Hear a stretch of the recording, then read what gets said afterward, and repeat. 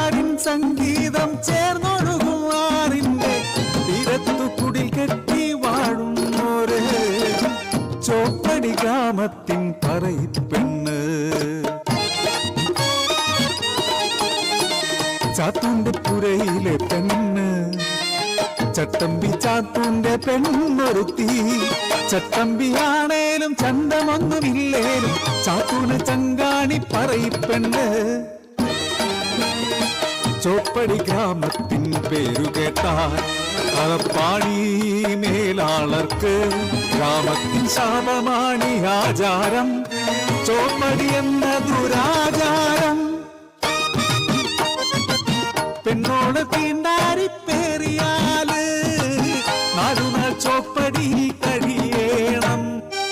നാലടി പൊക്കത്തിൽ കളിമണ്ണ തീർത്തൊരു ഇരുളിൻ മാടമാണി ചോപ്പടി.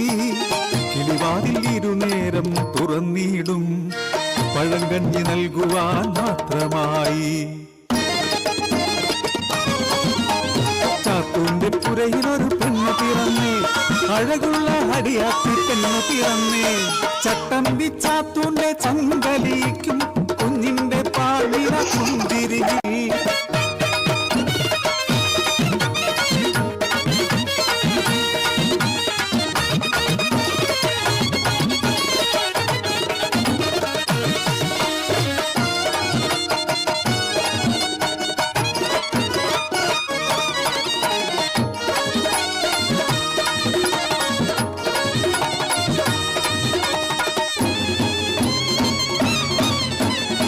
കാലങ്ങൾ കഴിഞ്ഞു വളർന്നു തികഞ്ഞപ്പോൾ കുഞ്ഞവളറിയിച്ചു പെണ്ണാണെന്ന്. പറയിതൻ നടുമീ ചോപ്പടിയിൽ കഴിയേണ്ട രാവായല്ലോ.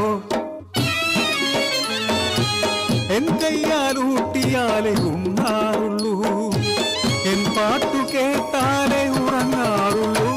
ആ കുഞ്ഞിനെ ചോപ്പടിയിൽ അടയ്ക്കാനോ ആചാരമാണിതു, ധിക്കാരം പാടില്ല. മേലാളറിഞ്ഞാൽ തല കൊയ്തിടും. അമ്മ തൻ മനസ്സോ തേങ്ങിക്കരഞ്ഞു, കുഞ്ഞിൻ മാനസം പേടി പൂണ്ടു. ഇരുളിനെ എനിക്കു പേടിയാണമ്മേ, ഒറ്റയ്ക്കിരിക്കാൻ പേടിയാണമ്മേ. അരുതേ എന്നെ അടയ്ക്കരുതേ, ചോപ്പടി മോൾക്കു പേടിയാണ്.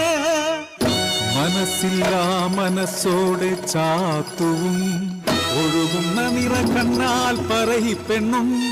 നാട്ടാചാരം നടത്താനായി കുഞ്ഞിനെ ചോപ്പടി അടച്ചിടുന്നു. നാളുകൾ രണ്ടു കഴിഞ്ഞു, മൂന്നാം രാവും കഴിഞ്ഞു. മലമാളിൽ കിലുകിലക്കിലും പാദസരം പണിതു കാത്തിരുന്നു. അഞ്ചാം ചോപ്പടി തുറന്നാൽ പെണ്ണിനു മഞ്ഞള നീരാട്ടം, പിന്നെ ഉത്സവമാണ് മാടത്തില്. ആഘോഷം നടത്താൻ ചാത്തവും കൂട്ടരും ആളുന്ന കനലിനു ചുറ്റുമിരുന്ന് മദ്യലഹരിയിൽ മതിമറന്നു. ചോപ്പടിക്കു ചാരയെന്ന് കനൽ കെട്ടു പുക ഉയർന്നു. മാടത്തിനുള്ളിൽ പുക നിറഞ്ഞ് ശ്വാസം കിട്ടാതെ കുഞ്ഞിപ്പെണ്ണ് മരിച്ചുവല്ലോ. പറയിപ്പെണ്ണിൻ മാനസമെന്ന് അലറിക്കരയുന്നു കടലു പോലെ.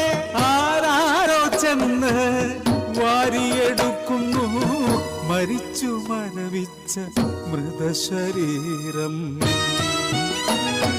തോരാത്ത കണ്ണീരായി ചോദിക്കട്ടെ, തീണ്ടാരി പെണ്ണിന് പാപമാണോ? ജന്മം നൽകുന്ന പെണ്ണിനു തീണ്ടാരി പാപമാണോ ശാപമാണോ? എന്തിനീ ആചാര ക്രൂരതകൾ, എന്തിനീ ആചാര ക്രൂര